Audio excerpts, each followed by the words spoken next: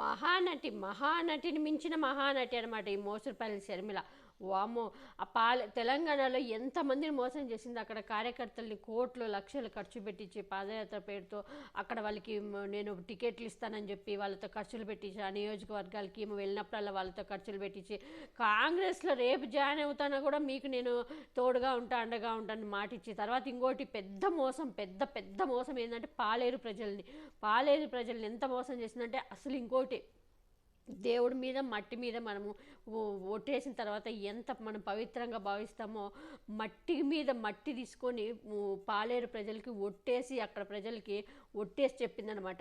నా బతికిడే, నేను ఇక్కడే, నా రాజకీయం ఇక్కడే, మట్టి మీద ఒట్టేసి చెప్తున్నా అంటూ పాలేరులో ఇల్లు కూడా కట్టుకుంటున్నా, ఇక్కడే పోటీ చేస్తా అని పాలేరు ప్రజలకు మాట ఇచ్చి ఎంత మహానటి. అక్కడ అసలు నిజంగా ఈ జగనన్న చెల్లెలైనా వైఎస్ రాజశేఖర రెడ్డి కూతురైనా అనిపిస్తుంది. మేము ఇలాంటి ఆమెకు అభిమానించిండేది, ఇలాంటి చెత్తముండనే మేము అభిమానించిండేది అనిపిస్తుంది. ఏమన్నా అనుకో, జగన్మోహన్ రెడ్డికి అసలు ఇలాంటి చెల్లెలు పుట్టకూడదు అనుకుంటాం. జగన్మోహన్ రెడ్డి గారిలో ఉండే అభిమానం, ప్రేమ ఇంత కూడా 1% కూడా ఈమెకు ప్రజల్లో లేదు. ఈమెకంతా సోకులు, మేకప్లు ఇదే కనిపిస్తుంది. కానీ ఎలా మాట్లాడిందో చూడండి. ఎంత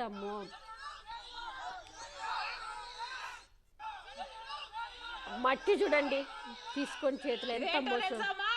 పాలేరు మట్టి, పాలేరు మట్టి, ఈ పాలేరు మట్టిలో పాలేరు ప్రజల ఆశలు అన్నీ నిమిడి ఉన్నాయి. ఈ పాలేరు మట్టిలో పాలేరు ప్రజల చెమట, శ్రమ ఉంది. ఈ పాలేరు మట్టిలో పాలేరు ప్రజల రక్తం, బలం అన్నీ ఉన్నాయి. అందుకే చెప్తున్నాం, ఈ పాలేరు మట్టి సాక్షిగా రాజశేఖర్ రెడ్డి బిడ్డ మాటిస్తుంది. ఈ రాజశేఖర్ రెడ్డి బిడ్డ ఈ రోజు నుంచి పాలేరు బిడ్డ.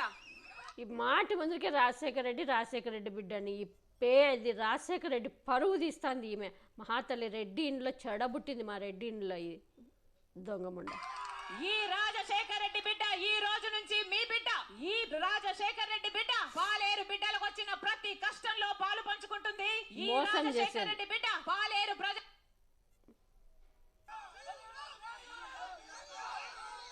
మట్టి తీసుకొని చేతిలో పట్టుకొని అక్కడ ఉండే ప్రజల్ని ఎంత ఒట్టేసి మోసం చేసి ఇప్పుడు మళ్ళీ అక్కడ తరిమి కొడితే పారిపోయి ఏపీకి వచ్చి ఇక్కడొచ్చి మళ్ళీ అన్నపై యుద్ధానికి పుట్టింటి పరువు తీస్తూ ఎంత. నేనైతే చాలామందిని చూసిన, ఎన్నో కష్టాలున్నా కూడా పుట్టింటికి వచ్చి చెప్పుకోరు, ఆ పుట్టింటి పరువు తీయాలనుకోరు. కానీ ఇది మహాతల్లి డబ్బుల కోసము, చంద్రబాబు నాయుడు పడేసే కకృతి ప్యాకేజీ కోసము, చంద్రబాబు నాయుడు మాయలో ఆ సునీత ఈమె ఇద్దరు పడిపోయి కుటుంబాలు పరువులు తీస్తున్నారు.